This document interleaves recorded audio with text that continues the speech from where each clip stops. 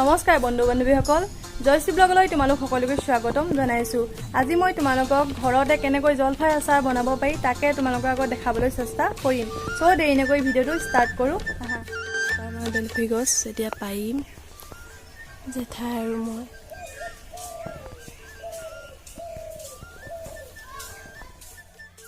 জলফাই পাৰি আনিলোঁ। জলফাইবোৰ এবাৰ সৰু সৰু আমাৰ। এতিয়া এইখিনি বইল কৰিম।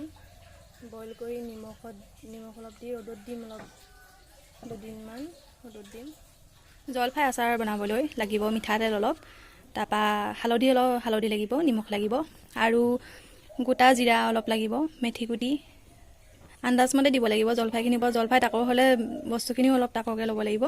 আৰু জলফাই যিহেতু মোৰ ভাগত বেছি, গতিকে মই অলপ বেছিকৈ লৈছোঁ। গোটা জিৰা লৈছোঁ, মেথি গুটি লৈছোঁ, চফ লৈছোঁ, তাৰপৰা জনি লৈছোঁ, তাৰপৰা ধনিয়া গুড়ি আৰু জলকীয়া গুড়ি এইকেইটাই লাগিব। এয়া বইল কৰি ল'লোঁ জলফাই, ৰ'দত দিব লাগিব নিমখ দি অলপ। বইল কৰি নিমখ আৰু হালধি দি ৰ'দত দিছোঁ। ৰ'দত বেছিকৈ দিব নালাগে, ৰ'দ চোকা হ'লে আধা দিন জলফাইখিনি নিমখ হালধি দি ৰ'দত দি দিছিলোঁ। এয়া অলপ শুকাইছে আৰু পানীটো যাবগৈ লাগে জলফাইৰ পৰা। আৰু এই জলফাইখিনি অকিয়াই ল'ব লাগে, তেতিয়া নিমখ হালধি বেছিকৈ সোমায়। চবখিনি ভজাৰ আগতেই মই এইখিনি ৰ'দত দি থৈছিলোঁ। আৰু আপোনালোকে নিজেও ভাবকচোন, ঘৰতে যিটো আচাৰ বনাব পাৰি সেইটো সমান সোৱাদ ক'তো নাই। বিশেষকৈ বজাৰৰ পৰা কিনি অনা আচাৰত সেইটো সোৱাদ পোৱা নাযায়। আপোনালোকৰ ঘৰতে ট্ৰাই কৰিবচোন। মোৰ ঘৰতে জলফাই আছিলে কাৰণে মই সদায় বনাওঁ, প্ৰত্যেক বছৰে বনাওঁ। গতিকে এইখিনি ৰেডি হ'লেই আৰু। পাৰিলে আপোনালোকে কেঁচা জলকীয়া দি দিব। মোৰ এতিয়া কেঁচা জলকীয়া নাই, গতিকে মই শুকান জলকীয়াই দিব লাগিব। আৰু এই আচাৰ সদায় প্লাষ্টিকৰ বৈয়ামত থোৱাতকৈ চিচাৰৰ বৈয়ামত থ'ব লাগে।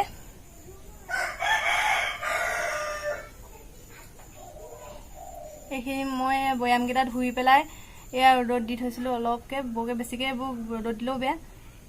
শুকাইছে আৰু শুকান বৈয়ামত থ'ব লাগে, তিতা বৈয়ামত কেতিয়াও থ'ব নালাগে। এইখিনি হ'লগৈ আৰু জলফাইখিনি অলৰেডি শুকালে। এতিয়া মই বনাম। এয়া মই মিক্সাৰত দিবলৈ ৰেডি কৰি ল'লোঁ। গোটেই মছলাখিনি মিক্সাৰত এতিয়া মই দি দিম।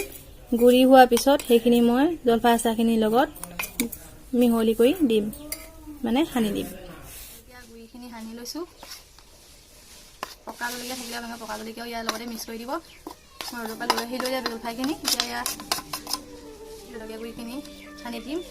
মোৰ জলফাইখিনি যিহেতু সৰহ, গতিকে মই মছলাখিনিও গোটেইখিনি মিক্স কৰি দিম।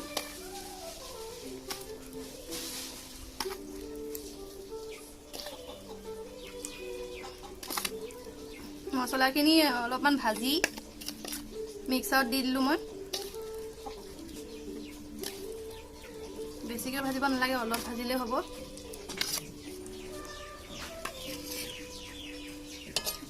এতিয়া মই এইখিনি লৰাই দিছোঁ। মিক্স কৰি তল কৰি পেলাব আপোনালোকেও।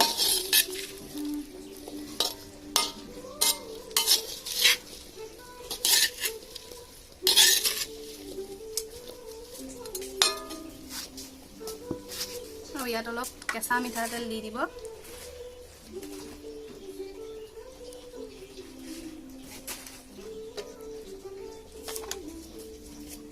এতিয়া আকৌ এবাৰ লাগিব, মিক্স কৰি পেলাব লাগে। মোৰ জলফাইখিনি সৰহ কাৰণে মই ডাঙৰ কেৰাহীখন লৈ লৈছোঁ ওপৰত, তেতিয়া সানিবলৈ সুবিধা হয়। এয়া মিক্স হৈ গৈছে।